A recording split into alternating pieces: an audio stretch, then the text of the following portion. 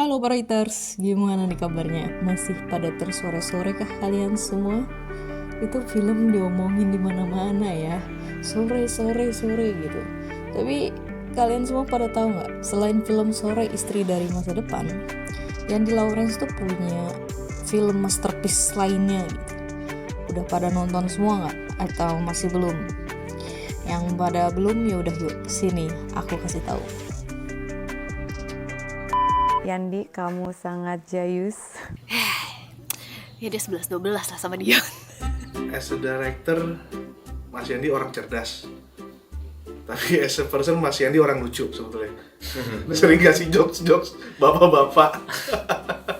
Film Sore Istri dari Masa Depan yang saat ini sedang fenomenal itu ditulis dan didirect langsung oleh sutradara dan penulis skenario Indonesia bernama Yandi Lawrence. Semenjak film Sore, memang Yandi Lawrence ini semakin melambung namanya ya. Dan semakin banyak juga yang mulai cari-cari karyanya si Yandi ini. Yandi merupakan sutradara dan penulis skenario film Indonesia yang menurutku sangat jenius, genuine, berbeda dan punya keunikan serta ciri khasnya sendiri. Terutama cara dia menginterpretasikan sebuah pesan, emosi, nilai dan visi dari cerita yang dia bangun pada sebuah film. Selalu punya elemen of surprise gitu. Dari dialognya, plotnya, sinematografinya, pendalaman karakternya, itu semua entah datang dari mana. Gak ada yang bisa mikir sejauh itu sih. Yandi Lawrence lahir di Makassar 19 April 1989. Bisa dibilang, Yandi mengawali karir dimulai pada film pendek berjudul One An. Ada yang udah pernah nonton?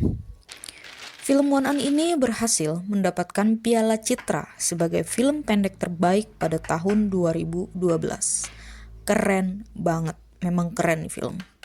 Ini film pendek ya, yang aku suka banget. Simple, menyentuh, tapi dalam banget. Filmnya memang pendek, tapi kesan yang diberikan sangat-sangat panjang. Terbukti sampai sekarang.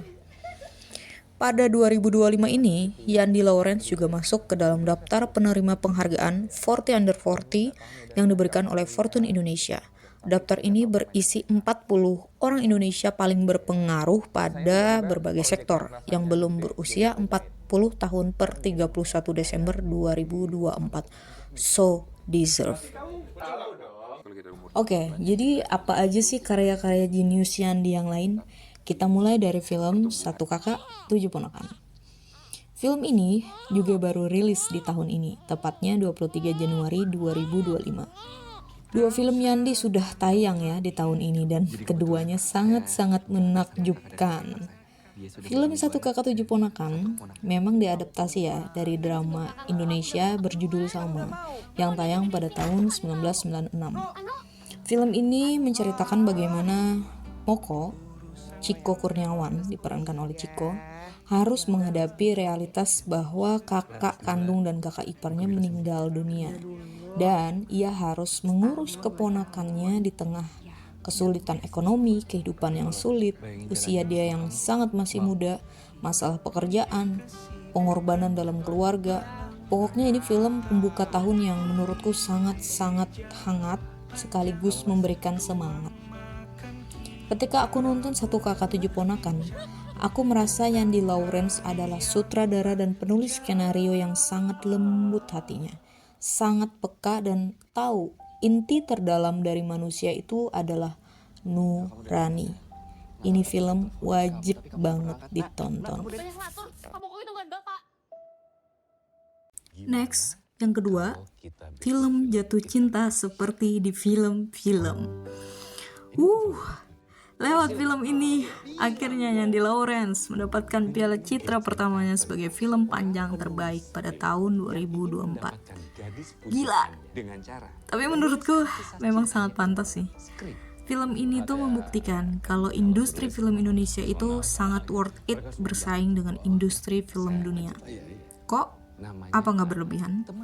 Enggak, 100% enggak. Film jatuh cinta seperti di film-film ini, film drama romance yang menurutku berbeda, sangat jenius, punya value cerita yang gak main-main. Premis yang dihadirkan memang dianggap tidak untuk semua orang, tapi bagi manusia yang berpikir, ini film untuk Anda. Kalau dari segi mind-blowing, ternyata Sore lebih mind-blowing. Tapi keberanian Yandi mengangkat premis dan cerita dari latar belakang seorang penulis skenario dan sutradara film dalam sebuah film, itu di Indonesia so far menurutku nggak ada. Emang belum ada kan ya? Jadi film ini tuh kayak film dalam film gitu. Banyak sih yang punya tema begini tapi di luar kan. Kalau di Indo, kemarin ada filmnya Angga Dwi Masa Songko yang judulnya Heartbreak Motel. Ada sih. Film ini diperankan oleh Ringgo Agus Rahman sebagai Bagus dan juga Nirina Zubir sebagai Hana. Ini dua main karakternya ya. Di film ini juga ada Dion Wiyoko, Sheila Dara, Julia Stell.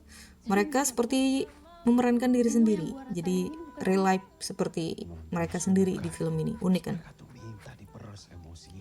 Jadi film ini tuh ceritanya Bagus, seorang penulis skenario dan sutradara film, ingin memproduksi sebuah film. Jadi dia memberikan naskahnya ke produser gitu. Dan ternyata naskah itu adalah menceritakan tentang dirinya sendiri. Cerita dia yang jatuh cinta sama temen lamanya, teman sekolah gitu. Akhirnya film itu diproduksi. Dalam film ini diperankan oleh Dion dan Julia Stell. Nah, konflik itu terjadi ketika Hana yang diperankan oleh Nirina Zubir di sini kayak mulai aware gitu kalau cerita yang ada dalam filmnya si Bagus yang mau dibikin ini itu tuh kayak real life gitu, kayak ada hubungannya sama dia. Nah, ya pokoknya gitulah ya. Harus nonton sih. Film ini 90% hitam putih ya. Tapi itu ada maknanya. Terus memang banyak memakai bahasa-bahasa dalam skenario film seperti sequence gitu. Jadi kita kayak punya experience dalam sebuah pembuatan film. Bagaimana sih proses dalam menulis? Bagaimana skenario film itu? Dan kita sebagai penonton kayak lagi masuk dalam naskah film itu gitu. Ini film gak ada obat sih. Terus yang ketiga adalah film Keluarga Cemara yang bagian pertama. Ini film panjang pertama Yandi Lawrence sebagai sutradara. Kalau dari penulisan, naskah ditulis oleh Gines Nur dan Yandi. Film ini dirilis pada tahun 2018 dan juga memenangkan Piala Citra 2019 sebagai naskah adaptasi terbaik. Benar banget sih, ini film adaptasi dari sinetron Keluarga Cemara yang dulu, yang fenomenal itu kan. Nah, di film menurutku sangat tidak mengurangi yang ada di sinetron dulu ya. Seperti hal-hal ikoniknya, lagu-lagunya, terus pendekatan karakternya, menurutku tidak bermaksud sama sekali, enggak, untuk menghilangkan vibes yang dulu itu enggak. Malah yang di film ini lebih diharmoniskan lagi, dari segi penceritaan dan juga dari sinematografinya. Jadi menurut aku film ini sangat-sangat menyentuh dan mengharukan gitu. Oke, itu tadi film ya. Sejauh 3 film itu sih, aku berharap nanti kedepannya masih banyak lagi film-film hebat Yandi yang lain. Nah, ini sekarang series nih.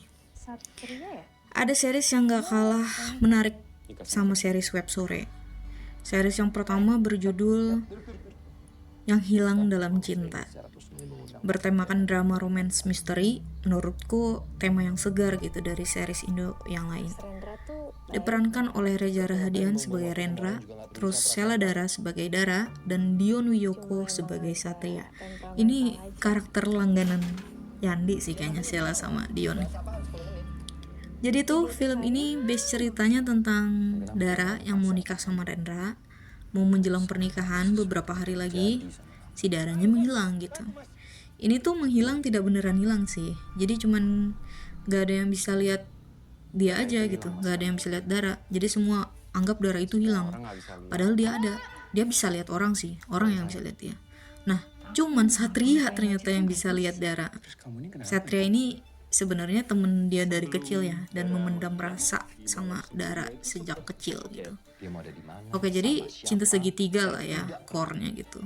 Dan menariknya konflik itu dibikin misteri tapi filosofis gitu. Rendra dan Dara sebenarnya mereka toxic relationship ya. Dara kena mental abusive dari Rendra yang terus membuat merasa insecure dan seperti tawanan gitu karena si Rendra ini overprotective. Tapi ya di sini si Rendra yang diperankan oleh Reza Radian memang menyebalkan banget sih. Kayak gitu. Sangat alpha banget, power banget sampai si ceweknya nih merasakan ketidakpercayaan diri dan bergantung gitu sama si cowoknya. Parah. Ketika Dara hilang dan yang lihat cuman Satria, menurutku titik poinnya di sini sih, dimana sebenarnya yang benar-benar tulus punya perasaan ke kita, sayang, cinta, ternyata itu yang bisa melihat kita apa adanya. Menurutku begitu sih ya, yang aku bisa rasain dari series ini. Series ini tayang di Disney Hotstar berjumlah 12 episode yang rilis tahun 2022. Yuk, Kenapa? aku mau kita putus. Oke, yang terakhir web series mengakhiri cinta dalam 3 episode. Nah ini benar-benar kita akan melihat Sore dan Jo sebelum di masa depan ya. Ya bener banget. Ini series isinya Sheila Dara lagi, Dion Wiyoko lagi. Dion Wiyoko sebagai Satrio dan Sheila Dara sebagai Ayu. Ceritanya mereka ini Satrio dan Ayu pacaran udah 8 tahun, mau nikah. Terus si Satrio tiba-tiba bilang mau putus karena ngerasa udah gak cinta lagi. Di tengah konflik itu, mereka keduanya tiba-tiba bisa mendengarkan isi hati dan pikiran masing-masing. Kayak telepati gitu. Pikiran kamu. Nah, hal ini pastinya menambah dilema di antara keduanya ya. Dimana hati gak bisa bohong, itu beneran bisa kita rasain. Ini series simple tapi haru ya, haru banget. Penyesalan dan rasa ikhlas serta komitmen itu nilai yang dipermainkan di series ini. Series ini rilis pada tahun 2019, tayang di YouTube. Buruan nonton deh. Itu tadi semua karya-karya film dan series Yandi Lawrence yang para eaters wajib nonton. Aku semua udah nonton sih. Maha karya semua itu. Dan kita lihat ke depannya apakah tahun ini 2 film Yandi akan masuk nominasi Piala Citra, bahkan memenangkannya lagi. Ya amin. Aku berdoa yang terbaik. Support perfilman Indonesia. Segitu dulu. Thank you and see you. Pasangan yang rajin olahraga.